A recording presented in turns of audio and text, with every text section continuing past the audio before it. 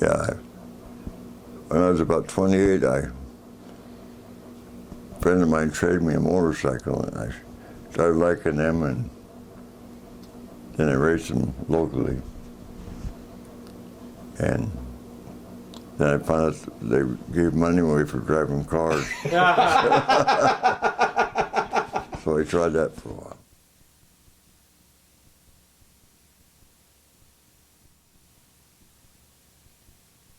Stateline fans first heard of Tom Dill in 1959 when the track was running 100-lap jalopy championships. Tom towed in and outlasted a field of some 100 cars.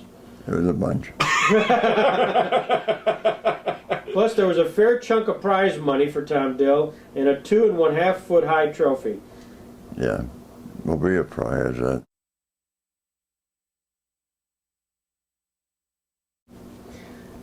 Then the next year you get into late models. Yeah, for Mobile. And I run the car for him for, I don't know, 2 or 3 years. Then I bought a Dodge, new, Right. and raced that for a couple of years, 3 years. Did you own that Dodge yourself, or were you driving for somebody? I bought it from the Dodge dealer, and I paid him when I had the money. I understand. It was brand new, and it was covered under warranty.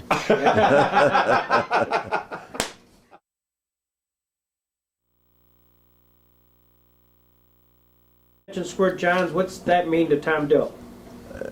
He was the class of the field at that time. Yeah.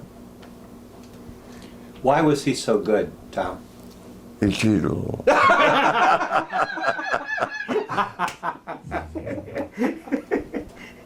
How'd he cheat? Engine. Engine? Is that right? Oh yeah, yeah. I'm sure he did. He told me since. Yeah. I don't know what you call it cheating, but you're supposed to be running a car that's near what they made, and he had stuff done to the motor. What did Johnny Whitehead mean to you? Johnny Whitehead is one of the greatest drivers in the world. Why is that?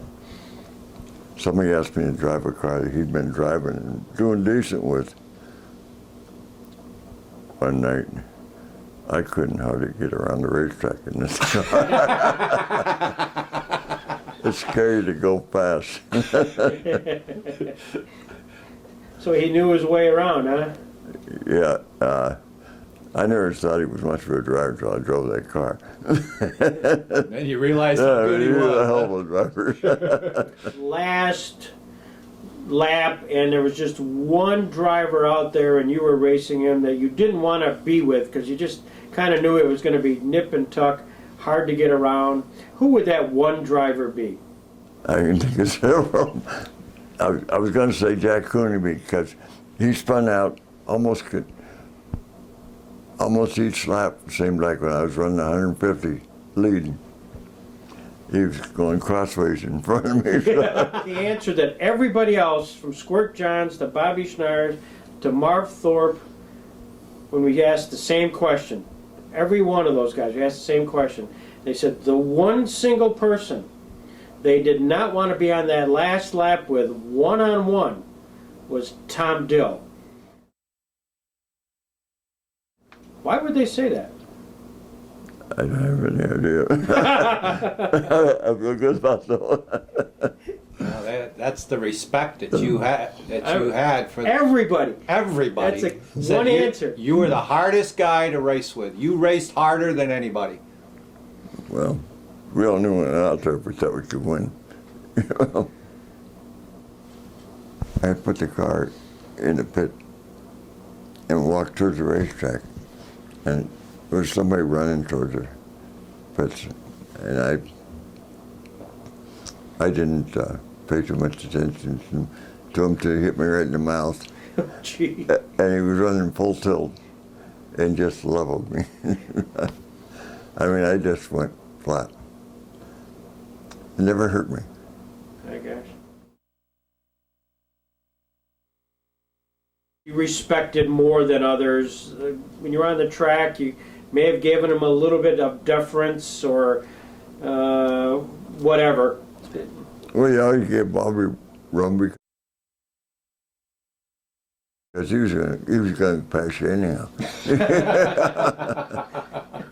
I'll Russell in car number 4 on the move. Here it is, the checker flag and the win. Bobby Starnes. Here he is, the terrific job of driving his second feature event of the season. What do you say, a big hand for Bobby Starnes? Nice going, Bobby.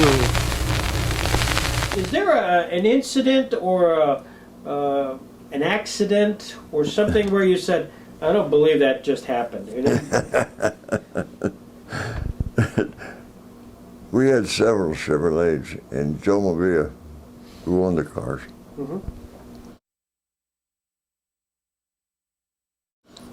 was driving one himself. And one night he asked me, he said, there's something wrong with that car. He said, come off the corners and it pulls to the right. He said, take it for a ride, my face. So I at Stateline, go on the track at the pit entrance there. Get down the back stretch. Through the 1-2, come back up past the flagman, over into the turn by the pit there. I come off the corner and it pulled to the right. And I hit the fence and rolled it over. Oh, gosh. And what did you say when you came back into the pits? I know it pulls to the right. Hey, you're right, Joe. Best I used to consider the roads between here and Stateline practice.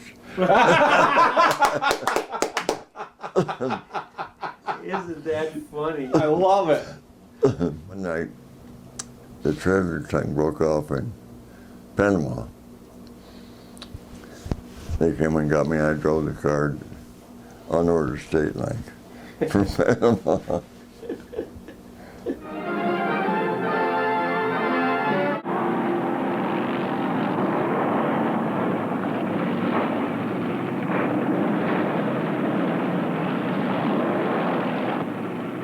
The racing stock cars are on their way.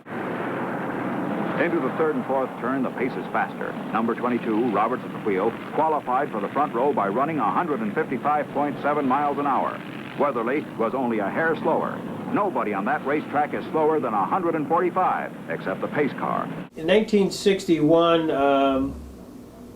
do you recall some of the NASCAR drivers that you had to race against? Some of the household names you were racing against right there. Oh, everybody.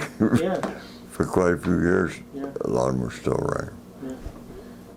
Pearson? Pearson. Okay, Pearson.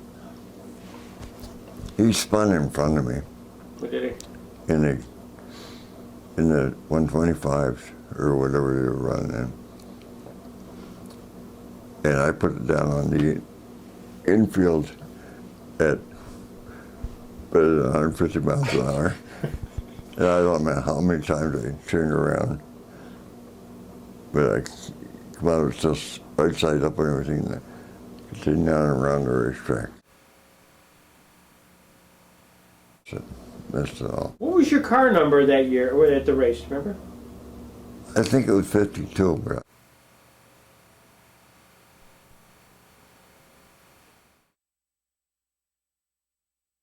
All your scrapbooks and everything are with your son. Is that yeah. right? And I didn't save a lot of stuff. Really? Didn't. Your wife wasn't cutting things out? Well, I had several wives and several girlfriends. Oh, okay. We won't go there.